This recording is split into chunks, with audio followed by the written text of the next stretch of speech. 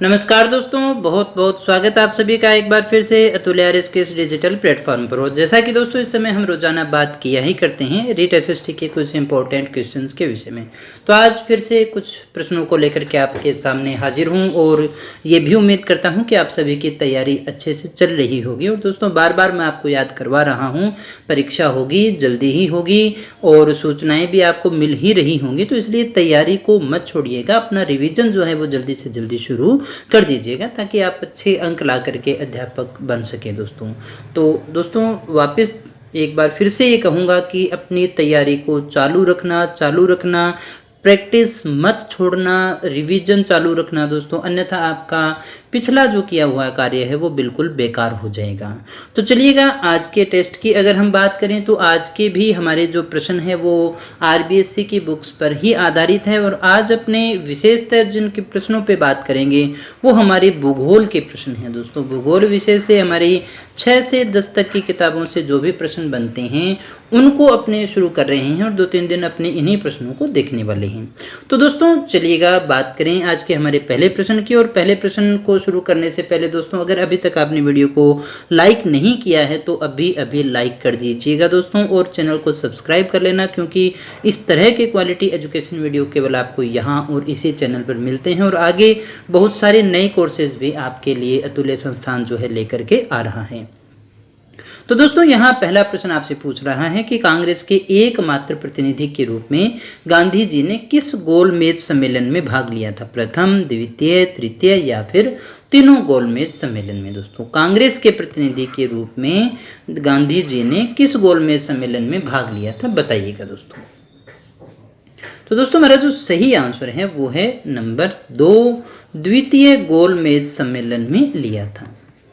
अगला हमारा प्रश्न है दोस्तों, भारत की अधिकांश खनिज संपदा पाई जाती है मैदानी प्रदेश में, प्रायद्वीपीय पठारी प्रदेश में, द्वीप समूह में या फिर थार के मरुस्थल में? ये प्रश्न आपसे पूछ रहा है कि भारत में जो खनिज मिलते हैं उनमें से अधिकांश जो खनिज की संपदा है वो हमें कहाँ से प्राप्त होती है, कौन से जो हमारा भौतिक प्रदेश है वहाँ से प्राप्त होती है? कमेंट करिएगा दोस्तों ताकि अपने देखें कि आपने क्या सीखा है और क्या आता है। चेक करें आंसर को। तो दोस्तों हमारा सही आंसर है प्रायद्वीपीय पठार, क्योंकि खनिज दोस्तों विशेषतः लावा की जो चट्टानें हैं उसमें आपको प्राप्त होते हैं।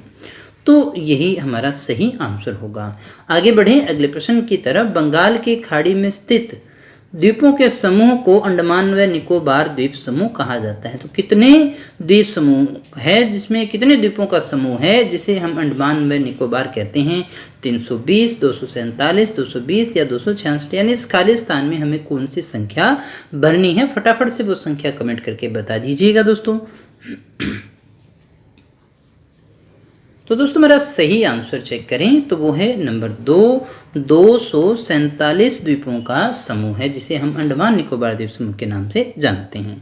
आगे बढ़े दोस्तों, चौथा हमारा प्रश्न है, गंगा के मैदान में स्थित अपेक्षाकृत ऊंचे भाग जहां प्रत्येक वर्ष बाढ़ का पानी पहुंचता है और नवीन जलोढ़ मिट्टी बिछाता है दोस्तों, उसे क्या कहा जाता है? दोस्तों इन चारों में से आपको बताना है सही आंसर। देखिए क्या कहा, गंगा के मैदान में स्थित अपेक्षाकृत ऊंचे भाग हैं जहां पर प्रतिवर्ष बाढ़ का पानी पहुंचकर नवीन जलोढ़ मिट्टी बिछाता है। यानी ये आपसे पूछ रहा है जहां हर साल नई जलोढ़ मिट्टी आती रहती है उसे हम क्या कहते हैं दोस्तों? तो दोस्तों सही आंसर हमारा नंबर 3, उसे हम खादर कहते हैं। नई जलोढ़ मिट्टी के मैदान उसे हम क्या कहते हैं? खादर। और पुरानी वाली को हम क्या कहते हैं दोस्तों? बांगर प्रदेश के नाम से जानते हैं। आगे बढ़े दोस्तों 5वें प्रश्न की तरफ। भारत का अन्न भंडार किस क्षेत्र को कहा जाता है दोस्तों? उत्तर पूर्वी पर्वतीय प्रदेश को, मैदानी प्रदेश को, प्रायद्वीपीय पठार को या फिर द्वीप समूह को कहा जाता है? भारत का अन्न भंडार हम किसे कहेंगे दोस्तों? तो दोस्तों यहाँ हमारा सही आंसर है वो है नंबर 2, ये जो मैदानी प्रदेश है उसे ही हम अन्न भंडार के नाम से जानते हैं। अगला हमारा प्रश्न है, जब पृथ्वी सूर्य व चंद्रमा के मध्य आती है तो फिर क्या होता है? सूर्य ग्रहण होता है, चंद्र ग्रहण होता है, अमावस्या होती है या फिर पूर्णिमा होती है? क्या होगा दोस्तों सही आंसर हमारा? फटाफट से कमेंट करके बताइएगा।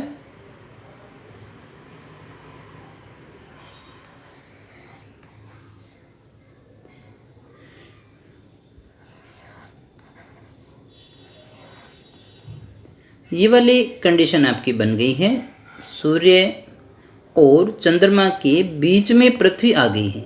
तो अब क्या होगा इसमें से? सही आंसर चेक कर लीजिएगा दोस्तों। सही आंसर हमारा नंबर 2 है। चंद्र ग्रहण यानी चांद को ग्रहण लगा है, तो इसके कारण जो है चांद हमें दिखाई नहीं देगा, तो इसे हम क्या कहेंगे? चंद्र ग्रहण के नाम से जानेंगे। 7वां हमारा प्रश्न है, सूर्य के चारों ओर एक निश्चित पथ में पृथ्वी की गति को हम क्या कहते हैं? परिक्रमण, घूर्णन, दोनों सही हैं या फिर दोनों गलत कथन है दोस्तों? तो दोस्तों क्या है सही आंसर हमारा? चेक करिएगा। सही आंसर हमारा नंबर 1, इसे हम कहते हैं परिक्रमण। देखिएगा दोस्तों, पृथ्वी की जो गतियां हैं वो 2 प्रकार की होती हैं। एक तो होती है परिक्रमण और एक होती है परिभ्रमण। दोनों को याद रखिएगा दोस्तों। परिक्रमा किसी के चारों ओर होती है, आप याद करिएगा। इसका सबसे अच्छा एग्जाम्पल, आप मंदिर में क्या करते हैं दोस्तों? जो मूर्ति होती है उसकी परिक्रमा करते हैं, यानी उसके चारों ओर चक्कर काटते हैं। तो जैसे हम ये कहें, ये सूर्य है और इस सूर्य के चारों ओर एक निश्चित परिपथ के अंदर जब पृथ्वी है जो गति कर रही है, यानी ये सूर्य की क्या कर रही है? परिक्रमा कर रही है, तो इसे हम परिक्रमण गति कहेंगे। लेकिन जो पृथ्वी है हमारी, वो अपने ही अक्ष पर ऐसे घूम रही है, जैसे लट्टू की तरह घूम रही है, तो इसे हम परिभ्रमण गति के नाम से जानते हैं दोस्तों, जिसे दैनिक गति भी कहते हैं। इसके कारण, परिभ्रमण के कारण दिन व रात बनते हैं और परिक्रमण के कारण क्या बनती है दोस्तों? ऋतु बनती है। अगले प्रश्न को देखिएगा। अगला हमारा प्रश्न है, पृथ्वी पर दिन व रात कब बराबर होते हैं दोस्तों? 23 सितंबर को, 14 जनवरी को, 4 दिसंबर को या फिर 6 जून को? कौन सी कंडीशन है दोस्तों? किस दिन व रात पृथ्वी पर बराबर होती हैं? क्या है सही आंसर दोस्तों हमारा? तो दोस्तों सही आंसर जो है हमारा वो है नंबर 1, 23 सितंबर को। कब होती है दोस्तों? याद रखिएगा, 23 सितंबर का वो दिन है जब पृथ्वी पर दिन और रात बराबर होते हैं। 22 दिसंबर को सूर्य की किरणें कहां पर सीधी पड़ती है दोस्तों? मकर रेखा पर, कर्क रेखा पर या विषुवत रेखा पर या फिर उपयुक्त सभी पर? दोस्तों 22 दिसंबर को सूर्य की किरणें कहां सीधी पड़ती हैं दोस्तों? क्या है हमारा सही आंसर? तो दोस्तों हमारा जो सही आंसर है वो है नंबर 1, मकर रेखा पर पड़ती है दोस्तों। जैसे मान लीजिएगा ये हमारी पृथ्वी है, तो ये कर्क रेखा, ये कर्क, ये मकर, ये विषुवत रेखा, तो इस रेखा के ऊपर जो है वो सीधी पड़ती है, तो मकर रेखा पर ये सीधी पड़ती है। आगे बढ़े दोस्तों अगले प्रश्न की तरफ। तो दोस्तों अगला हमारा प्रश्न है, भूमध्य रेखा से ध्रुवों की तरफ तापमान रहता है जिसे हम ताप कटिबंधों में विभक्त कर सकते हैं। भूमध्य रेखा से जब ध्रुवों की ओर जाते हैं तो तापमान कैसा रहता है? घटता रहता है, बढ़ता रहता है, स्थिर रहता है या फिर उपयुक्त में से कोई भी नहीं रहता है दोस्तों? क्या है दोस्तों हमारा सही आंसर?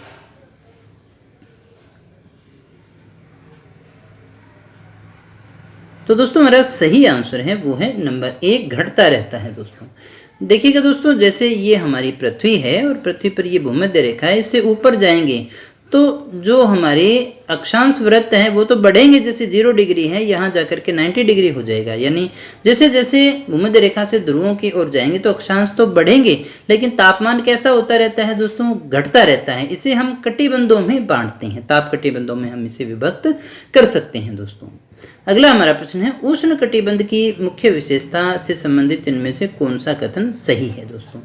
यानी उष्ण कटिबंध जो है दोस्तों, सबसे पहले तो उष्ण कटिबंध कौन सा होता है दोस्तों? ऑप्शन आप देखिएगा और कमेंट भी आप करिएगा। मैं थोड़ा सा यहाँ पर आपको बता भी देता हूँ। ये हमारी 0 डिग्री भूमध्य रेखा, ये 23.5 डिग्री कर्क रेखा और ये 23.5 डिग्री हमारी मकर रेखा हो गई। ये हमारा 66.5 डिग्री की रेखा हो गई। ये 90 डिग्री का हो गया, ये 66.5 का हो गया और ये 90 डिग्री का हो गया।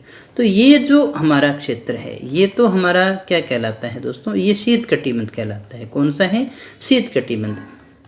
यहाँ पर बिल्कुल ठंड होती है दोस्तों।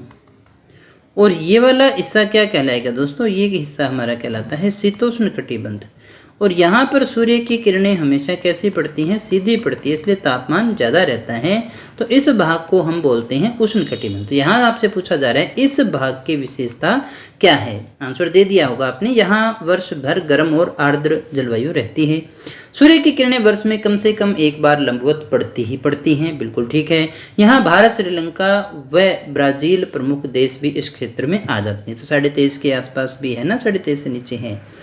तो हमारा सही आंसर इनमें से कौन सा हो जाएगा दोस्तों, नंबर 4, यानी ये सारे ही कथन हमारे सही हैं। तो देखिएगा दोस्तों, इस प्रकार के प्रश्न भी आपसे पूछे जा सकते हैं।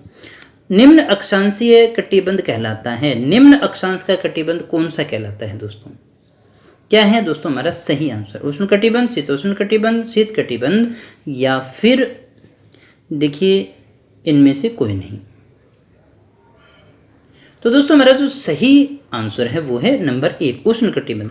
यहाँ निम्न अक्षांश मतलब छोटे अक्षांश, जैसे 0 से 23.5 वाला जो है उष्णकटिबंध है वो निम्न अक्षांश कहलाएगा। ये शीतोष्ण है ये मध्य अक्षांश कहलाएगा, और शीत वाला उच्च अक्षांश कहलाएगा दोस्तों।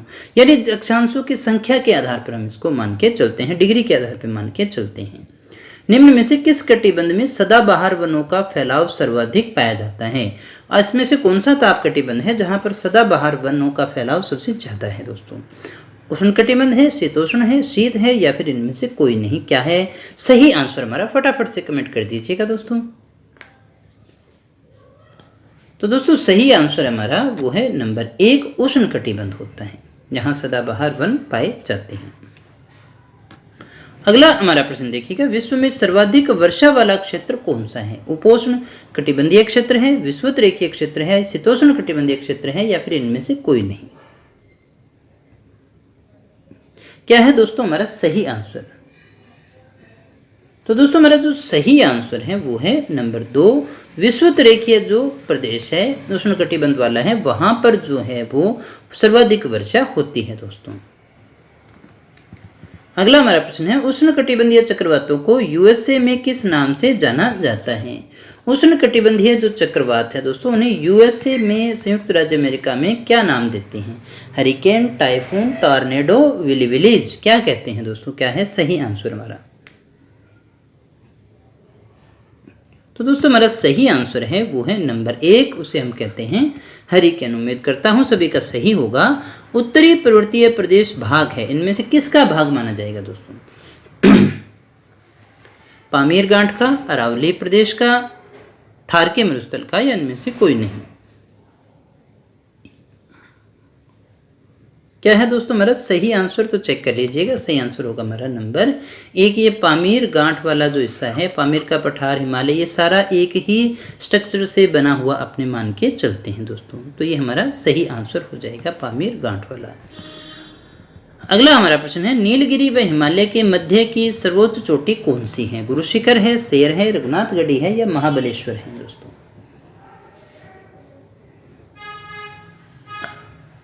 तो सही आंसर दोस्तों बिल्कुल आपका राजस्थान वाला ही है, गुरु शिखर है।